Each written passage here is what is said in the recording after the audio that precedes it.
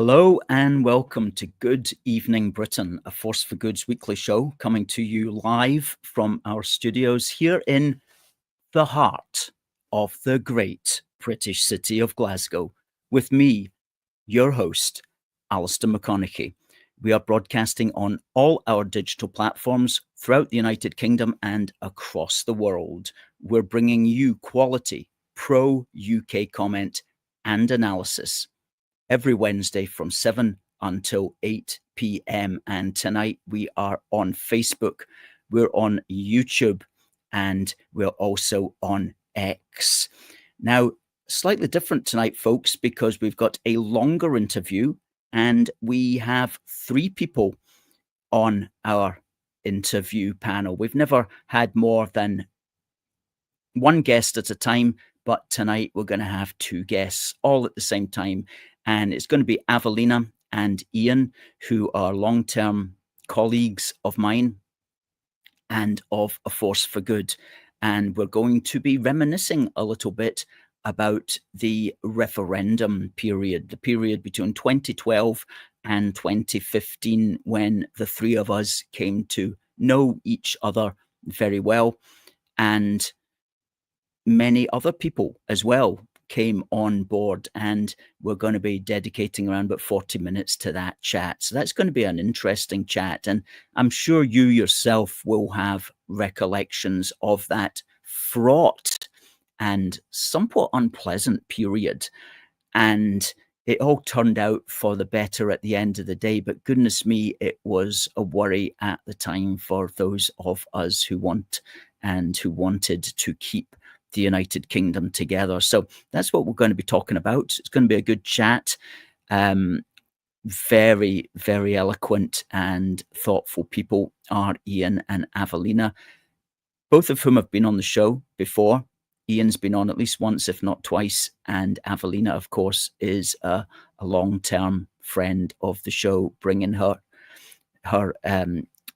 knowledge about British history all the way from Maryland in the USA. So that means we're going to be starting the interview, or rather the chat, the discussion, the reminiscing at 7:15. And stay tuned for that, folks. We've got a wee thing here that allows us to bring up stuff on the screen. We might just try that. Here we go. We can make it tall. We can make it wide.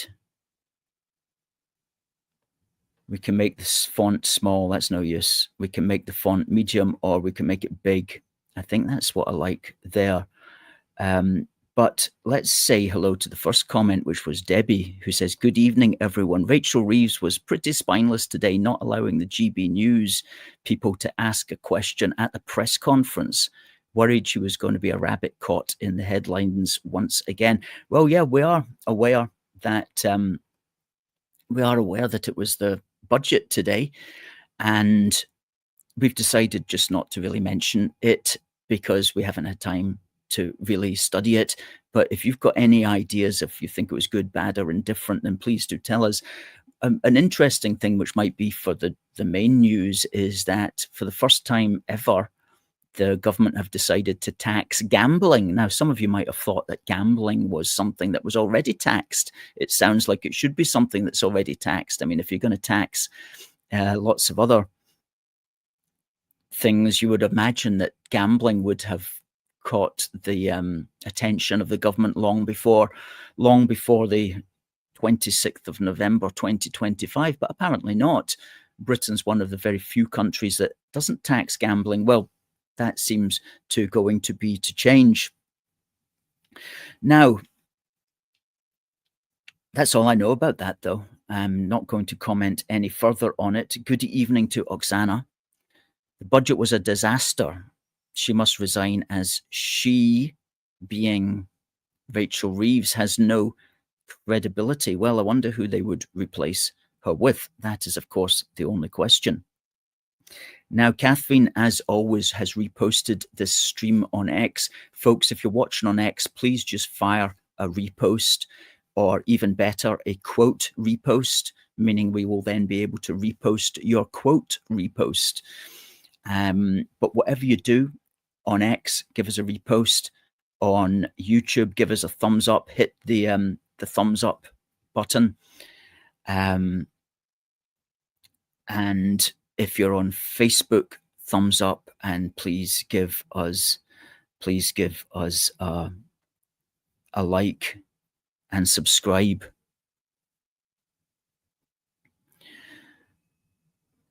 That really does help to get the message out.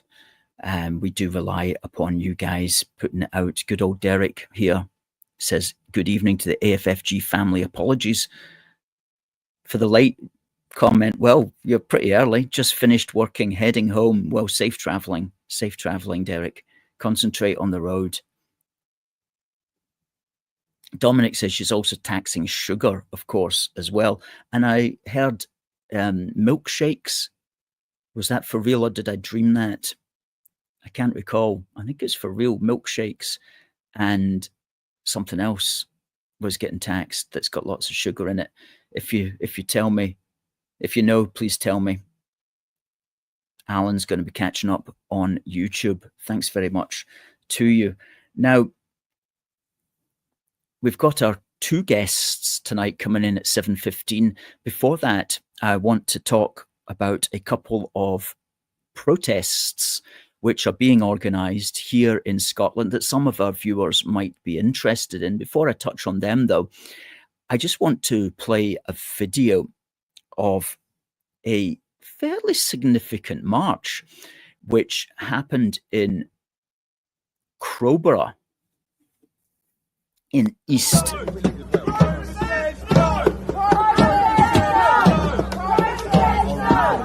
Crowborough says no. Crowborough says no. Crowborough says no. The banners there say, well, let's play it again.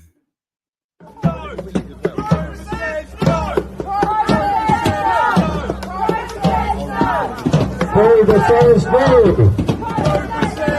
Crowborough says no. Crowborough says no.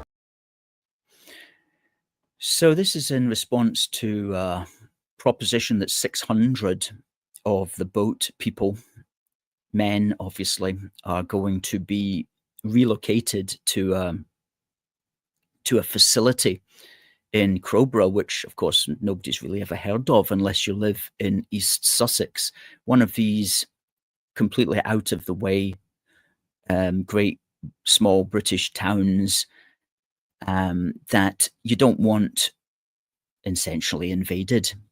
And what's particularly striking about that video, though, is the number of people that they got out on that. And they said they had quite a good wee stunt.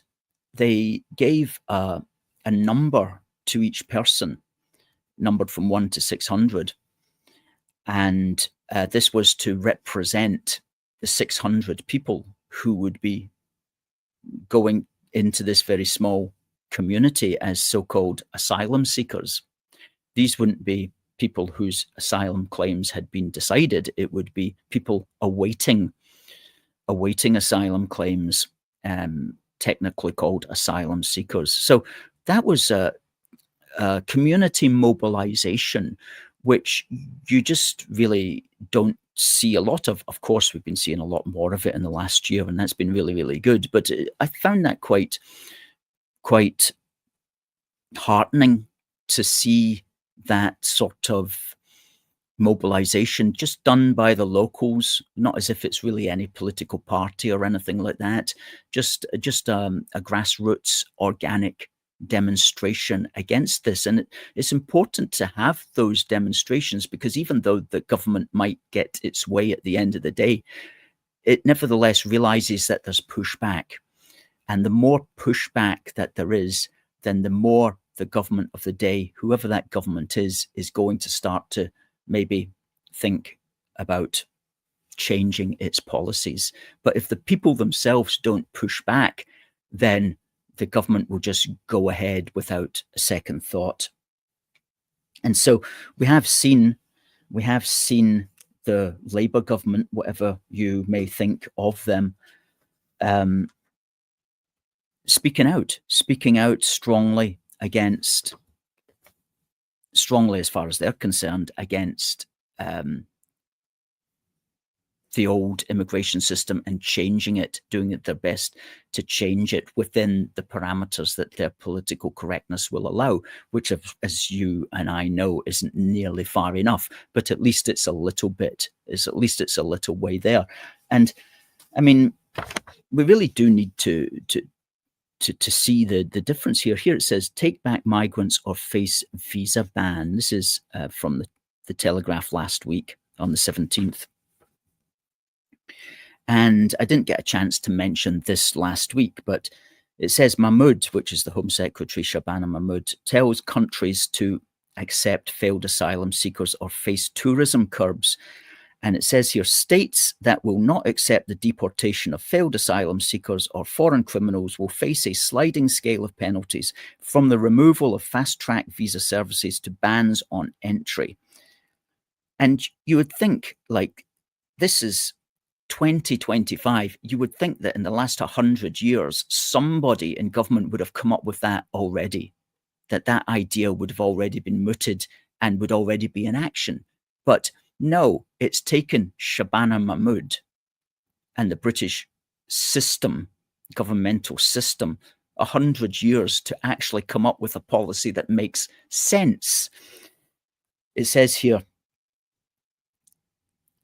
that countries will be issued firstly with a warning that they face visa curbs if they continue to block returns. What that means is that they won't get, their citizens won't get a visa to enter the United Kingdom unless they take back the people that we want them to take back. So this warning would, quote, be followed by removal of fast-track services where visitors from these countries pay to get their papers more quickly, which would mean big delays for the countries which often have more intensive security checks. In the second stage of penalties, visas for diplomats and VIPs would be removed, followed by a third stage of a ban on all visas from tourists up to the country's president. The sanctions are likely to be initially targeted at countries where there is no cooperation on returns. Well, I tell you, if you start that, you will find those countries cooperating mega fast. You will find that there will be discussions about how they can help you, sir.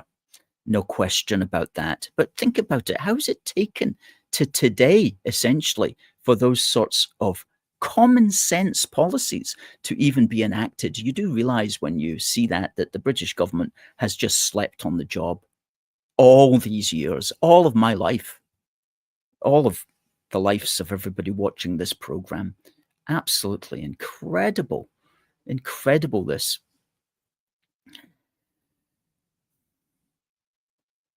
Catherine says, can everybody share the program? Absolutely. Hi to Derek.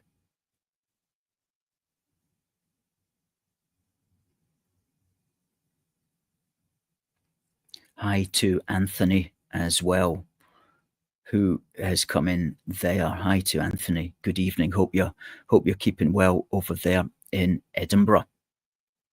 Now, talking about those demonstrations, there's a couple of demonstrations coming up. One is they're both on Saturday, the 6th of December. So that's not this Saturday, it's the Saturday after. And the first one that we can mention is in Falkirk. And it's on the 6th of December. Here it is. And it's at the Falkirk Steeple, which is the steeple on the High Street, halfway up the High Street. Says here, on Saturday, the 6th of December, a unity rally organised by Falkirk for All and Stand Up to Racism is scheduled to march, from the Park Calendar House, which is in the park, to the Falkirk Steeple. However, this is going to be countered by the group called Save Our Future and Our Kids' Futures. And they're going to be at the Falkirk Steeple at 11 a.m. And so the anti-mass immigration group, Save Our Future and Our Kids' Future, are having this demo at the Falkirk Steeple at 11 a.m. on Saturday, the 6th of December. And they say here, we need support from across Scotland. Falkirk has been at the forefront of these protests for months. It absolutely has, consistently standing up, speaking out and showing leadership. On the 6th, we're asking for as much support as possible from groups and individuals across Scotland who share the same concerns and want their communities to be listened to. They mention here that Aberdeen Against Illegal Migration will be travelling down to stand beside us again, and we hope many others will do the same. Your presence means a lot to the people of Falkirk, and together we can make our message heard clearly and peacefully. And their usual Saturday protest outside the Claddon Hotel, where the asylum seekers are kept, will be continuing as normal at 1:30. It ends, this is an important day for Falkirk. Let's stand together peacefully and respectfully and show that our community will not be ignored. Well, good for those guys. And the next one on the same day, the other end of the country, is in Inverness. And that's outside Cameron Barracks. Protect our children, protect our women, stop the boats. A demonstration outside Cameron Barracks at 2 p.m. And that's organised by Peterhead United. And we've had the organiser of Peterhead United, which is Stephen Rennie. We had him on the programme a few weeks ago. Very competent organisation. And wish the best to both of those groups, Peterhead United, who are having their Inverness demo, and the Falkirk group, who are having their demo at the steeple.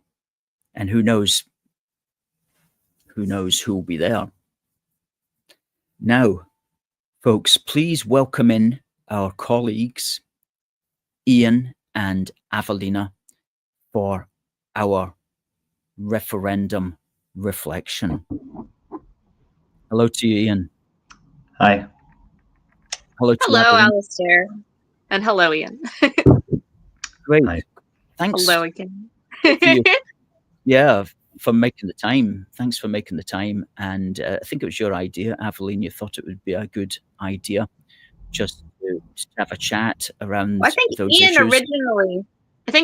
originally suggested it, and then I concurred. Yeah. So he was the illumination. Yeah, I basked because in the light. I think one of us came up with the idea at about the time of September. It was it wasn't the 10th, it was the 11th anniversary, but it was an anniversary. Mm-hmm. So The we're 18th. a couple of months late. Good. Well, it just made me wonder, actually, and we can just... I first met you, Avellina, online. Mm-hmm. And you actually have the privilege of being the very first person that ever interviewed me on this particular matter. And it was, we had started we officially started A Force for Good on the 21st of March, 2012, about 4 or 5 weeks after David Cameron had announced the idea of the referendum. Mm-hmm. And the mainstream media, however, just completely ignored all the grassroots groups. And the mainstream media would only talk to Better Together, which was the pro-UK group. Right. And Alistair Darling and his. Yeah. And so the only people who would interview the grassroots types were the fledgling social media community, which I say fledgling at that time because this is 2012, and there's the concept of podcasting and publishing on X and all that sort of stuff hadn't really caught on, to be frank. I mean, there was virtually none of that back then. There was only a few people. There was a lot of Twitter, but it was kind of secondary still. Yeah, secondary, absolutely. And so there were fewer people to take an interest, as it were. But you took an interest, and you were the first. And you weren't even from Scotland. You weren't even in Britain. You were in Maryland.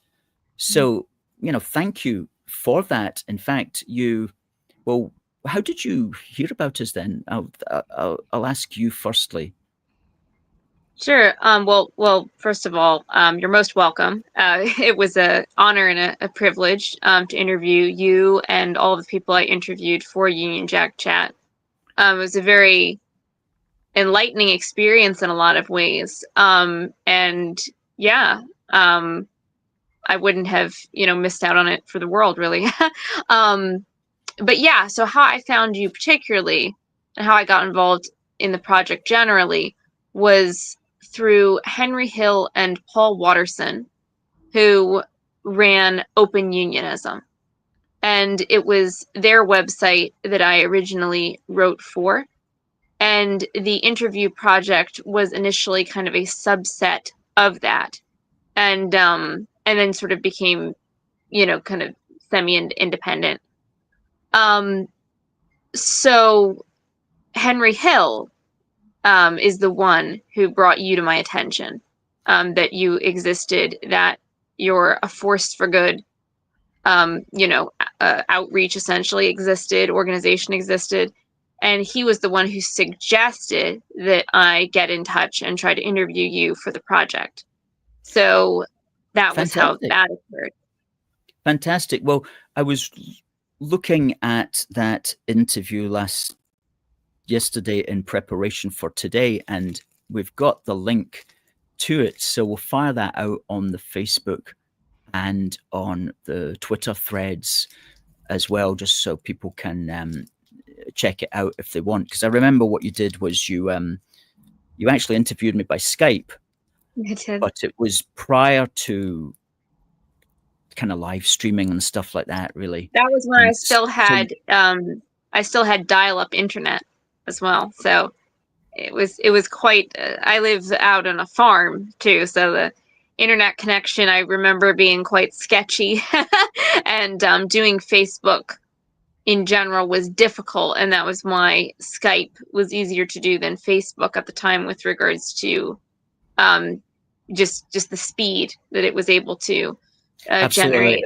It wouldn't have worked. So you actually transcribed the whole thing and put it out after 2 Skype interviews as well. Well, thanks for that. Ian, can you refresh my memory about how you and you've been a long-term supporter of A Force for Good, and I was conscious of you because I think you would send occasional emails, and I think you were on our email update list and things like that, but I never actually physically met you. Until when did I physically meet you? Yes, that was in 2015. By the way, I'm in a thematically interesting location right now. I'm in Cambridge in the autumn. I've had a bit of a haircut disaster, which is why I'm wearing the bonnet. I tried to cut my hair in a hotel. Now you are a true Scottish gentleman and scholar with that bonnet. Yes. All you need is a white cockade to really get into the biscuit tin mode all the way. Anyway, yes. So I first reached out to Alistair and met him in person and began pinging memos to him in the middle of 2015. Now, I first met Alistair in person, I think it was July 2015, and it was during the George Square Armed Forces parade, where I actually just wandered there to see what's going on. And anyone who was there, I took some videos myself, but anyone who was there will remember an immense ocean of Union Jacks. It would not have been anything of the sort had it not been for Alistair. So I went there to the Armed Forces parade just because it was Saturday. Lovely, beautiful, beautiful sunny day. And there was Alistair McConnachie, who I remember from the videos, which we can also talk about.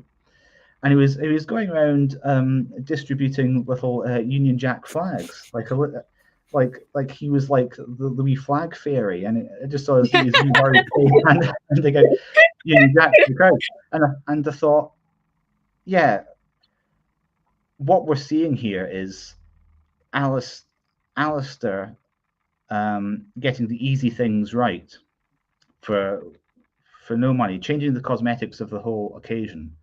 It was a very prominent and memorable occasion because in among the crowd was Taylor Swift, just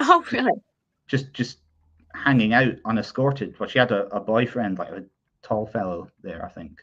But that was it. I mean, there was a band there, like there's music, like the British Army, the recruitment team. They have their little stage and the band. She had nothing to do with it. She was just chilling out among the general population, just 5 meters from us. Anyway, my point is, she was beset by Union Jacks, thanks to Alistair, you see. And what he was doing was he was changing the entire cosmetic of the entire event for a price of, I don't know, the price of 1,000 small flags, maybe 3 large ones, and that's it. And that's basically emblematic of the reason why I reached out to Alistair, because the Yes Scotland campaign that year and the previous year, 2014, they didn't really have an equal and opposite operator in Better Together. They were not. There was, it was as if Alistair was the equal and opposite force to the separatists, because it was the separatists. They knew when and where and how to populate an event with SNP flags or saltires or weird obscure flags. Our alleged allies, allegedly in power, they would forget to do that. They would forget to do the obvious thing. They would forget to do the easy thing. And that was basically the story. That had been the story in 2014 with things like the vow and all that stuff. And that was still that summer the story in 2015, where you had Ed Miliband basically forfeiting the entire Scottish part of the general election to the SNP by refusing to rule out a deal with the SNP. I don't know if we need to recapitulate the dynamic there, but it was basically I basically was drawn into Alistair's orbit because of the passivity of our allies in power and the refusal to do the easy thing, and it falls upon increasingly peripheral figures such as Alistair was to do the obvious thing. Yeah, these are good points, and thanks for mentioning them. And it's, I mean, we have the phrase, with a force for good, you get an awful lot of bang for your buck. Basically, I mean, we have a small income, but we can really change the optics of an event and move things our way. And I'd like to think that a force for good, with the help of all of our colleagues, have been able to do that.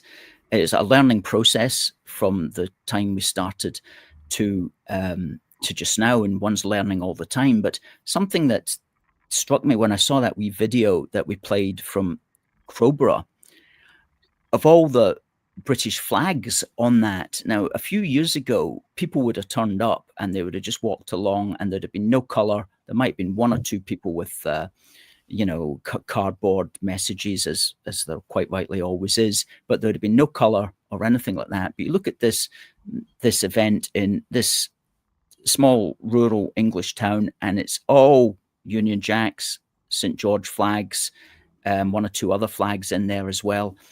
People are beginning to see the power of raising the colours, as it were, to coin the the name of the recent campaign that's been going around. So I think people have been starting now to see the value of that, and more people have been becoming politically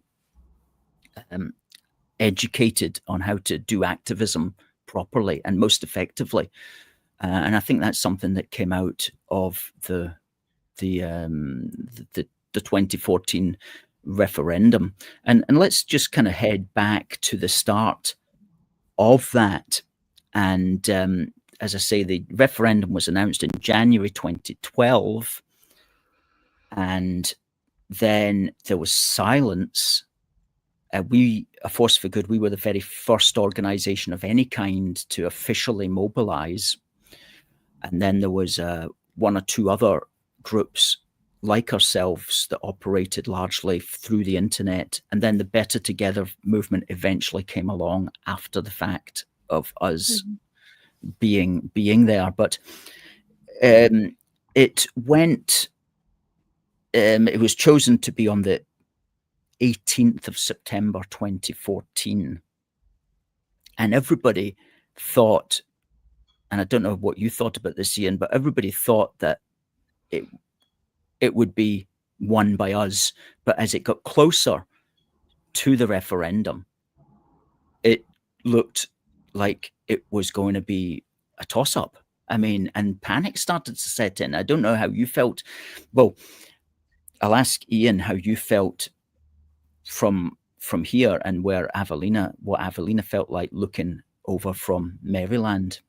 Well, Ian. Actually, we both would have had a similar perspective on the moment, because it was in late August, early September that I actually was in America, right, on business. And firstly, what can I say about this? Right before I departed for America, late August, and you really have to, like, Scottish people really have to concentrate and think back to how it was that moment, right?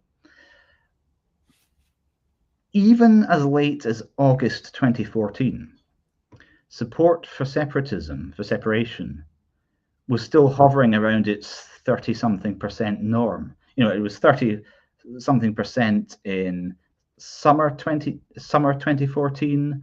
It was 30-something% in summer 2004, summer 1994, summer 1984. Right? It was hovering around its 30-something% norm right until August 2014. We forget that. Modern history is very easy to forget. So I departed to the United States. And what I found when I got to the United States was, first of all, Americans had only very, very recently been alerted to the fact that there was even a Scottish referendum. And the reason... Except for me. Yeah. Except for one lady. By the way, it's a bad sign when Hollywood can make an 18-year-old girl, like, from Maryland weep in her bedroom. Yeah. You know. So I landed in the United States in August 2014, and what I find is that Americans have only very recently been alerted to the fact that there is a referendum. And then they start asking me questions about it, and I say, yeah, technically we've got this referendum in a month, but it's kind of a nothing, because the polls haven't moved in like 100 years, and no needle has moved. So it's like just a formality, so nothing's going to happen, you know.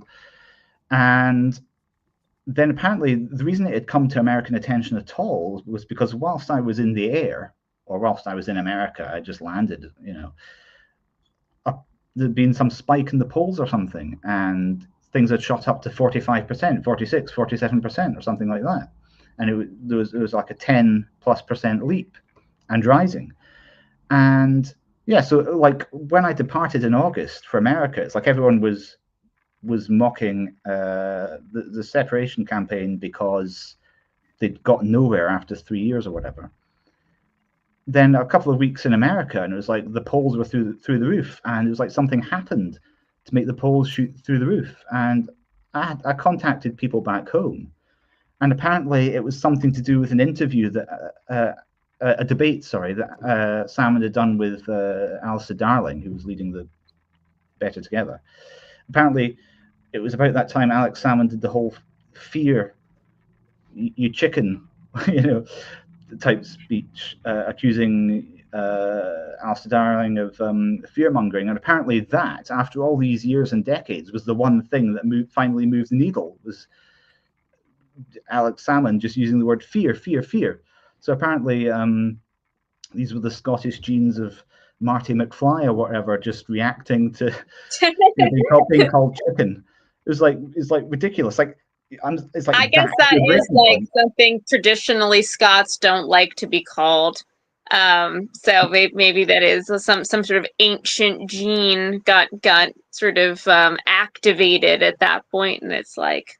But it was just so singular. It was like everything had failed. He'd thrown the kitchen sink at it, and eventually he did this something's on fear, blah blah blah, whatever. All this invidious duck speak about you're scared. I never watched the TV debates. I never watched any of it. I'm a moral coward in that regard. So I'll tell you something about. I mean, I didn't either. I can't handle watching, frankly, those types of debates, especially when I'm invested in something. It just makes me far too stressed. So I don't. Yeah. That's a good way of putting it, actually. When you're invested in something, when you've got a strong opinion on something, you just do not want to look at people on a screen that you can't interject with. Exactly. Rubbish. Exactly. You're helpless. Yeah. That's a weakness. That's a weakness for me, because my occupation is I'm a communications consultant for emerging technologies. So what that means is I am the first person in the room to notice when people are talking past each other. And I try to get different technological sectors to talk to each other because they're blind to each other. So I'm a reconciler. So when I see people talking past each other, when I see fake division, when I see gratuitous fake division, manufactured grievance, manufactured whole cloth out of absolutely nothing, privilege represented as oppression and vice versa, and just the world turned upside down, I just see that as the devil's work, and I see it as like work for me. So my fear is that if I pay too much attention to this nonsense, that makes work for me, and I have to use my work talent, my work abilities to sort things out. But I was relying on the fact that it was slumping at 30% anyways, but now it shoots up to 48, and now I'm tortured because now it's the Scottish political, fishbowl. Maybe it was something. Maybe it was something like when the Ravens leave the Tower of London, Britannia collapses. Well, Ian, you're like the Ravens, but for Scotland. When Ian leaves Scotland, all of the rug is pulled out from underneath Caledonia. So Ian, you can never leave again. And if he hadn't come back, we would have lost the referendum. There we go. See, he needed to fly back. Need to clip his wings, keep that lad in his native land. Yeah. Well, what then happened? You spoke about August. We got into September, and then the Sunday Times released a poll on the first week of September. This is like 2 weeks out, about 10 days or so out from the actual referendum, showing that the yes people were in the lead on 51%. This was the famous Sunday Times poll of the 7th of September 2014. And yes, we're in the lead. And for those of us invested, I mean, the shock is like, this is ridiculous. And for me as well, and like both of you as well, we think, or at least I used to think, that if it's a clever idea, if it's a sensible idea, people will see the value of that, and that should be good for at least 10% or something like that. Whereas, as you've just suggested to us, Ian, somebody just has to accuse you of being a fearty, and suddenly the whole debate is turned upside down. On nothing. There's no possibility for the kingdom to be one piece. No, I have to have a psychological defect in order to want that. Yeah, exactly.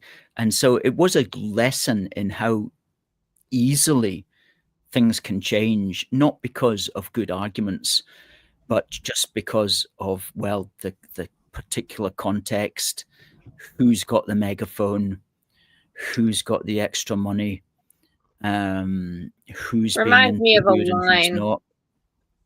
Reminds me of a line actually from General Thomas Gage, from among my 18th century officers of interest, about democratic despotism, and really the idea that the democratic process has pros and cons, but it really is susceptible to its own deep-seated dysfunction and despotism when you get down to it. The despotism of groupthink, the despotism of manipulation, the despotism of all kinds of ways in which a crowd can be turned into kind of a thoughtless mob of people who, can easily become a majority of people doing something incredibly stupid. So this is why I always have been, I've always been critical of treating democracy as an unquantified universal good. I've always said, well, it has its pros, it has its cons. It is a system which can have good aspects to it, but it should never be treated as gospel, so to speak. It's something that is very, very susceptible to human error. I would just say democracy is the proper alternative to civil war, and the best thing you can do, I think, is limit the jurisdiction, therefore limit the intensiveness of governance, therefore limit the scope for division, therefore limit the degree to which democracy is necessary. So basically in limited jurisdictions, democracy is more comfortable because it's less totalizing. The questions being asked are less all-encompassing. Like this affected everything, of course. That's why it felt like a kind of political sleep deprivation, because I was constantly called upon to confront this mob of very sort of invidiously confused people, in order to keep the kingdom in one place, which is really in one place. Well, it's the kind of vote that, quite frankly, shouldn't have been happening. I think right off the bat, that was what was affecting us as well. It's like, how could this even be happening? That they're putting it up to like a general vote whether the country should dissolve or not. It just it seemed strange. There's very little pretext for it because the SNP did not come to power because of a crescendo of support for separation in 2011 or whatever. It was none. Like I said, it was 30%, 30%, right until the last minute. The SNP came to power because people and voters, Holyrood voters, were bored with the Labour Party by 2011, wherever it was, right? Or 2007, 2011. And it was from the vantage point of the SNP being in Holyrood that they then made the rules, and they then forced the question to the surface as if there had been a crescendo of support for separation. So as the SNP get into Holyrood, they say, right, well, we've ridden this wave of support for separation, therefore we must have our separation referendum, which wasn't true. It was 30%, 30%. It was manufactured, as you say. That was what it was, essentially. Manufactured narrative, which is what the SNP, which is manufactured narrative is what the SNP excel at, and which unionists in power, Better Together, whatever, perversely refuse to counter with equal and opposite force. And it falls on peripheral figures like Alistair to sort of cut their vegetables for them, do the obvious thing. Yes, we're talking about cutting vegetables. During 2014, there was a movement among some so-called unionists that the way to ensure that people would vote to maintain the union was to promise to give the SNP and effectively the SNP, but they said promise to give the Scottish Parliament more powers. Devo Max, as they called it. Remember Devo Max? Full fiscal autonomy. Sorry? Full fiscal autonomy. Do you remember that? Full fiscal autonomy. And sometimes they would say FFA. They would even have a wee snappy three-letter acronym for it. I'm glad that never happened. Well, yeah, They did it. although we have got they have kind of moved towards that with the Scottish taxpayer identity now. Each of us is a Scottish taxpayer. We've got our own Scottish taxpayer number as well.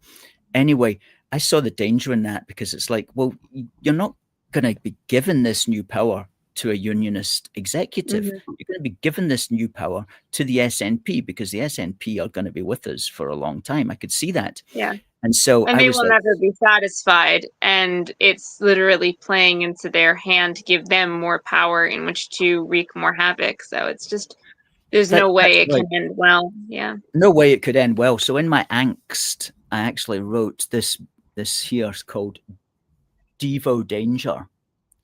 And it was the danger of giving away more powers essentially to a separatist executive. And this was published on the 7th of February 2014, so several months before the even referendum happened. And it's a kind of unionist paraphernalia, I think, now. But what was it called? Is there a name for it, like the Smith Commission, or is it something? Well, the Smith Commission, what happened was, which I'll get to in a moment, but if anybody wants that Devo-Danger, it also comes with Dissolving, Not Devolving, which was published after the Smith Commission gave its findings. But we've got the link for that. We'll fire that out on Facebook as well. You can get these pamphlets in our shop. But basically, I warned against the danger of that. And but Gordon Brown especially was big on pushing this. And for some reason, he thought that if we can promise that we're going to give more powers, that will enable us to get in.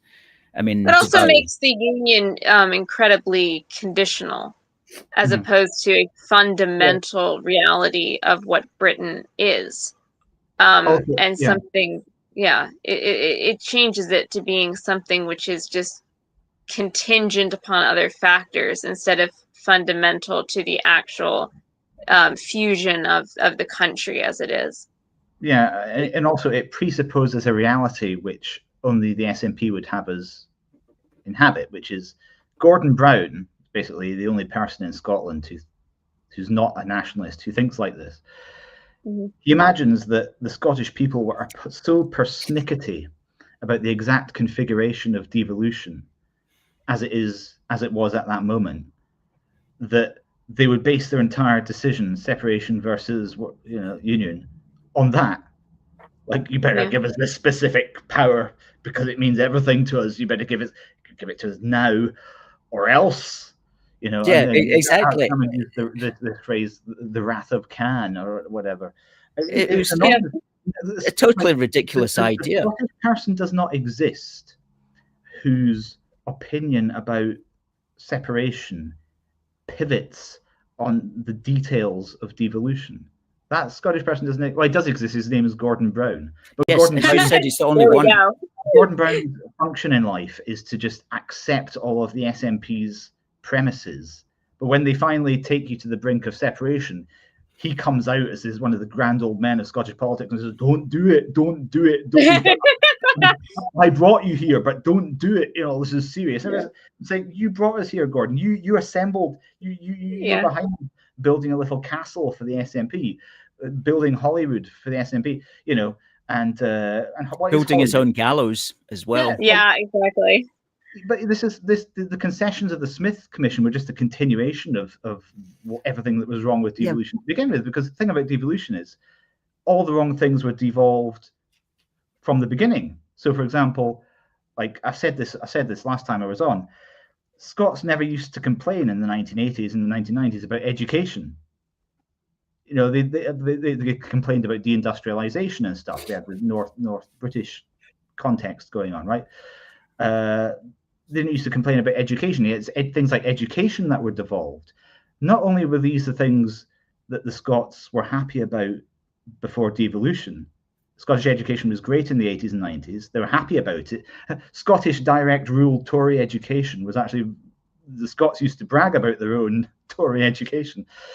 But also that it's like devolution specifically, only, exclusively, selectively devolved exactly the tools that the SNP would need to manufacture division. Education, this, that, the other.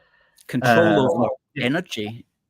Control over planning, so we can't even have nuclear plants because they have to be planned. At the Smith, thereafter at the Smith Commission, 2015 or whatever, they continue doing the same thing. Now we're going to devolve road signs. We're going to devolve this, all the nation building, psychological nation building tools that you need to make people feel distant. And trying to have all of the signs be Gaelic, even in areas that have next to no, or at least not for a very, very long time, history of Gaelic speaking, in areas that are majority settled by like people of more Germanic extract who were not using that kind of thing. Whole words were invented for Scottish neighbourhoods that had never had Gaelic names. Like I think Haymarket is now, the Gaelic word for market of hay. But it's very weird because you have that, and then I think the new. So it used to be, of course, trying to make Gaelic the national language of Scotland, which was pretty bizarre to me, especially with my background and knowing the history of that, and the differences between Highlands and Lowlands and so forth. But then you also have them jumping on with regards to Scots, and like the dialect / language, depending on how you see it, as being the new sort of, this is actually the national language of Scotland. And it gets sort of absurd. In Edinburgh once, and she was talking about the Scots. She was like this woke American student at Edinburgh University or whatever. She was talking about the Scots as being like an oppressed people because only a tiny like, how like some Native American tribes, only a tiny minority still speak the traditional language. Well, she was saying that about the Scots. She was saying, this is a disgrace. Only 1% of Scots speak their own language and that kind of thing. Yeah. Which language was she talking about? Was she talking about Gaelic or was she talking about Gaelic, right? Okay, yeah. She doesn't know what she's talking about. Speaking English or something like it, part of that patchwork of things we basically call English since 900 AD, thereabouts. I've gone a bit blurry. That's because I'm getting animated. It'll sort itself out. Yeah. But returning to that point about the Smith Commission. Yes. Just briefly, just ask yourself. I mean, did anyone ask themselves when they're talking about the devolution of one of the requests was the devolution of the British Transport Police? Now, let's just paint a picture. Do you think that there was any significant portion of the Scottish population whose opinion on the devolution of the Scottish Transport Police, of the British Transport Police, was so primal, such a priority that they would split the kingdom in two or not, depending on literally nobody except the SNP MSPs. The SNP urgently demand that you devolve the British Transport Police. They're doing it because they understand the significance of having that uniting the national consciousness. When I see the British Transport Police in Waverley Station in Edinburgh, I see the union, in action, working in action. Yeah, exactly. A living thing. Knew that, but they had no equal and opposite. The SNP had no opposite number among the unionists who saw that. Well, I'll actually take issue with that in the sense that the Smith Commission was made up of 2 members of every party. So there's 2 SNP, 2 Greens, 2 Tories, 2 Labour and 2 Lib Dems. And they all agreed on that devolution of the British Transport Police. So while the SNP and possibly the Greens had a deliberate political agenda to do that, the Lib Dems, the Labour and the Tories, going back to what you were saying at the very beginning, Ian, just had no clue about nation building or how to hold a nation together or the optics of a nation or anything like that. And they just went along with it. And so, I mean, that's 10 guilty people of whom the most guilty were the so-called unionists, who allowed so much of the Smith Commission proposals to be taken to Cameron. Cameron, having a pretty low IQ as far as unionism is concerned, all he ended up doing was he turned all of those things, virtually all of them, into what became the Scotland Act 2016, which was the biggest devolution of power to Holyrood in its history, and really just built up the power of the separatist establishment here in Scotland in a major way to our disadvantage. And there was no need for them to even do any of that. We could have had the referendum, and we could have ensured that the SNP had no bouncy bed, no trampoline to jump back into the arena again. But they were given all of that, and it was just a huge amount of stuff that they could then complain about, because of course too much is never enough. So they got everything. They didn't get the British Transport Police because that required them to get the approval of the police and all the kind of law enforcement agencies and things like that. It was considered best that it continued in its present form. But they came so close to that, and no doubt that's still no doubt in their scope. Sad to say. Look, it's actually we've had a good talked to over 40 minutes. A lot to say here. It might be a good idea to get you guys back sometime, maybe next year, because we can talk about election night, for example. That was a pretty stressful night. Don't know if you've any last comments about how you coped with the election result, Avellina. Where were you when you heard it, and what were your thoughts? Yeah, so I was very much stressed about the whole thing. I had obviously invested myself to a great extent through, just emotionally, but also interacting with so many people across the pond with it. I've long just felt like I deeply identify with Britain, certainly as somebody from one of the original 13 colonies. I mean, she is my mother. And so it was something that just is naturally like, just seeing your mother committing suicide, essentially, so it was very stressful, and I was listening to bits and pieces of it, but then I was sort of turning it off because I was very concerned about the whole thing on BBC and this and that, and getting information coming in from different friends and whatnot. But I was very distressed, and I was praying for most of the night that it wasn't, going to go through, and trying to prepare myself in a certain way for the worst, but at the same time trying to, I guess, and it is kind of, you go through the different stages of grief before a thing even happens, or you're not sure what the thing is going to happen. I feel like that was happening at the same time, and then of course the sort of sigh of relief of what did happen, and the sense of recognition of what Britain as a united entity actually meant to me. What, I think my love for Britain extending to every facet of Britain, that Britain was not Britain if she were not united, if each composite aspect is what made her Britain. And so there was that. I mean, again, it was a very intense experience. I will say, meeting Ian was one of the many good things that came out of the experience, though, because so we met in 2015, the year following, sort of in the aftermath. Now, I think we may have crossed paths even before in 2014, in different ways online, but I think we properly became friended on Facebook in 2015. And then ultimately what happens is that, we were going through, I suppose you might say, the aftermath trauma. So that was partly how our friendship got forged, was the aftermath trauma of the experience. And then ultimately when I made my first trip, so during everything that happened, I had not yet visited Britain in the flesh. So this is something that happened in 2019. Finally, I visited for the first time on a work trip to do a literary conference in Oxford. And so Ian was a volunteer for that.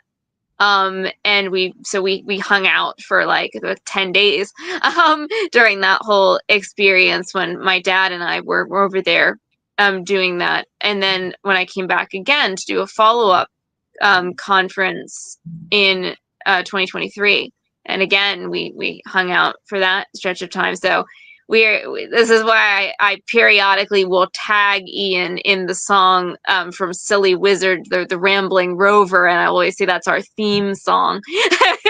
But from Orkney down to Dover, we'll roam the country over, and together we'll face the world. Because I very much enjoy experiencing other people, sort of vicariously experiencing other people experience Britain for the first time, and in the final ways, because 2019 there was a more of a positive energy. Yes, and of course Avellina managed to show me parts of Merry England, like Norfolk, which I'd never seen before. Like exactly. So that she saw Bishop that is indeed what table in, was it Walsingham or whatever? Yeah. Wait, no. Where was? So I know that. I mean, we went on a number of day trips. So like in brief, like. So in the Oxford one, we went on day trips to Norfolk, to Walsingham, the Shrine of Our Lady of Walsingham. And this was a medieval shrine where Our Lady was said to have appeared to a woman who founded the shrine. It was called England's Nazareth in the Middle Ages. It was a very important location. So we went there. We also went to Nottingham and took pictures with Nottingham Castle and the Robin Hood statue. And then on the second trip, we did day trips out to Ely Cathedral. We finally made it to London. We did our London walking tour. Ian took us on the walking route through parts of London, as only he can. Ian's the man. If you want to see London, he's he's definitely one of them. One of the he gave me the if you tire of London, you tire of life quote. So he lives by that. And then we went to slightly of London. Well, we went to, where was the other bit that we went to? We went to Blenheim Palace in Oxfordshire. So the Duke of Marlborough, where the Duke of Marlborough is later asked. And then we also went to Westerham. Oh yes, Westerham in Kent. So that was the birthplace, the village of General James Wolfe, who's one of my great heroes. So I'll have to do a whole episode on Wolfe at some point. This wasn't in the Celica. This was in the Yaris. This was in the 1999 Yaris. Yes. So I think, am I forgetting anywhere? Ian, remind me if I'm forgetting anywhere we went, or did I just cover it? You've got it covered. You've got it covered. In fact, you saw an incredible amount very, very quickly. Yeah, we did. Well, thanks to you, because you were our chauffeur. So, well, folks, thanks very much for coming on. I know that's been appreciated. A few comments here, just saying thanks. Oksana says thanks, guys. Catherine says great program, thanks. Rebecca gives you a smile, and thanks for giving us your insights. There's a lot to talk about. Of course, we could have been going on for a lot more. I remember the election night very well. I was actually at the Glasgow count, and just to quickly conclude, I wasn't as stressed as maybe yourself and Ian might have been, because I could see the votes, and I could see how the SNP people were reacting, and the SNP people were full of doom and gloom, even though Glasgow voted slightly to leave. Yeah. When you say election, you mean the referendum? Referendum, sorry, on the 18th of September 2014. I was actually at the count. We got tickets because of who we were, but the SNP people, from the first time the first result came in from Clackmannanshire, they had expected to win Clackmannanshire, and they lost. I think it was 56%. sorry, it's 54% to 46%. So they lost, and they expected to win that, and that just put a damper on the whole evening for them. So I could see that, and I could hear them speaking to other people, and it just wasn't going the way that they thought. And by the time the Glasgow result came through, even though Glasgow was one of only 2 or 3 areas to vote yes, they weren't happy about it. They were just they had already given up. So from very quickly on, I was not stressed, thankfully. I was on the Royal Mile. Oh yeah, and you could have cut the atmosphere with a knife. There was this there's this warlike atmosphere across Edinburgh, and as I said in the newspapers, I remember quoting the newspapers, and it rang true because I was there at the time. They said, "Everyone just wants it to be over." Yeah, everyone just wants it to be over. And it's like there's this evil what George Orwell calls the evil atmosphere of war. He used it to describe Barcelona during the Civil War when he arrived in Barcelona. The evil atmosphere of war. There's conspicuously little violence during the referendum campaign, but there were all the preconditions of violence. Total exception of violence, and it was that kind of atmosphere. It was it's very strange. Like the streets were totally empty because everyone was watching their TV, except there were some nutcases joyriding around in Essex with cars with time itself felt in some way like it was turning in on itself. Yes, and there's nutcases chanting in the streets in 2014, going Maggie, Maggie, Maggie, out, out, out. And for some reason, in 2014, these ancestral memories were bubbling up, and of course, all the pubs and stuff were open extra late, just because of a bylaw or something. Right.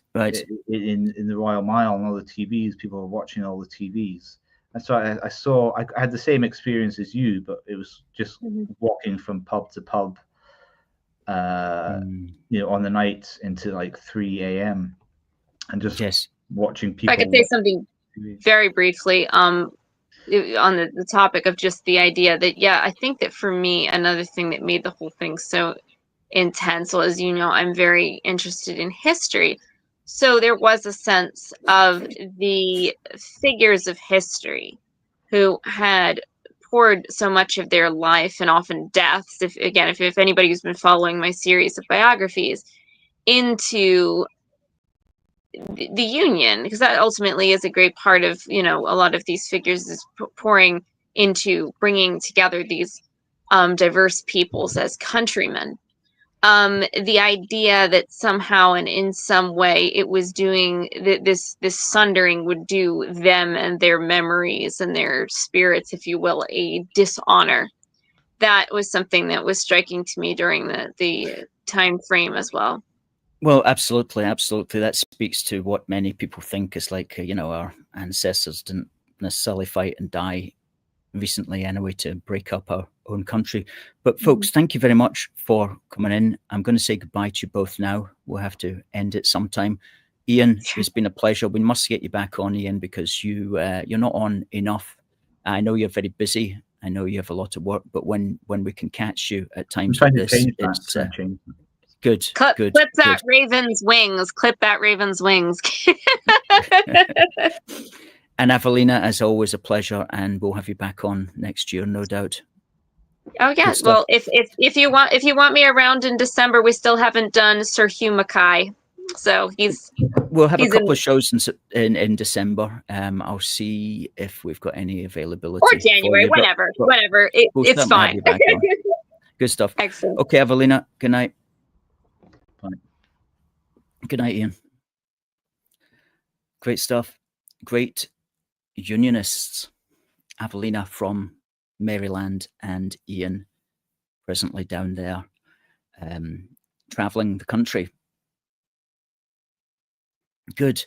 Well, folks, some of you may have seen my t-shirt. This is one of our pieces of apparel, which is available at our Teespring store. Christmas is coming up. You might want to buy one for yourself or for a friend. And you'll need to be in fast because there's usually a 2 or 3 week turnaround for them. But if you do want to buy one, search for Teespring, A Force for Good. And I knew there was something that I wanted to mention with Avellina, but I'll mention it now. Avellina set up a Facebook group. The Facebook group, she set it up back in round about 2015, called Ending the Scottish Never-Endum. And that group started off with around about 300 followers, and it's now run by a good friend of hers and mine called Duncan, and it's now at 2,500 followers. So that's a Facebook group, does what it says on the tin, Ending the Scottish Never-Endum. You can use the hyphens or you can use it all as one word, but if you search Facebook for that, it will be the first title that comes up. So congratulations to Avellina for starting that, and for Duncan for taking it forward to be a very successful Facebook group that's out there. And tell him Alistair sent you, and Duncan might look favourably upon whether or not to admit you to the group. Good. Now, I think that's everything, folks.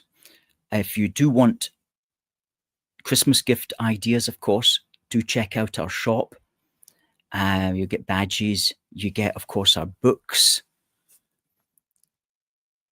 Go to our shop for badges, for cards, for greeting cards. There's some T-shirts on there, baseball caps, commemorative plates. Some of the things might give you an idea for the unionist in your life. Or you can go to Amazon and you can search Amazon for Protect Our Country. And if you want, that's about immigration. If you want something about the union, then you can get the volume 1 in the series, which is called One Big Country. And these are very reasonably priced. You can get them a hardback. It's not hardback, sorry. You can get them in print, or you can get them as ebooks. But that's what helps to keep us on the road, folks. And we've been going since the 21st of March 2012 with no plans to stop. But if the money dried up, we'd have to stop. So please do just help us. We're very, very frugal. We don't make all that much. But everything that we do, we do for you, as somebody said. Now, we're not going to be here next Wednesday, but we will be back on the 10th of December. We will be back on the 10th of December. And in the meantime, remember that there are protests happening in Falkirk. Let's put that up. And there's protests also in Inverness. Falkirk, it's Saturday the 6th of December at the Falkirk Steeple on the High Street at 11 a.m. That's organised by Save Our Future and Our Kids' Futures. And on the same day, 6th of December in Inverness, outside Cameron Barracks, there's a demonstration at 2 p.m. Maybe one or two of you will be able to get along to those. And congratulations to the groups that are organising them. Okay, folks, it just remains for me to say thank you to our guests. Thank you to everybody who has come in and commented. We'll see you on the 10th of December. Until then, God bless the United Kingdom and God save the King.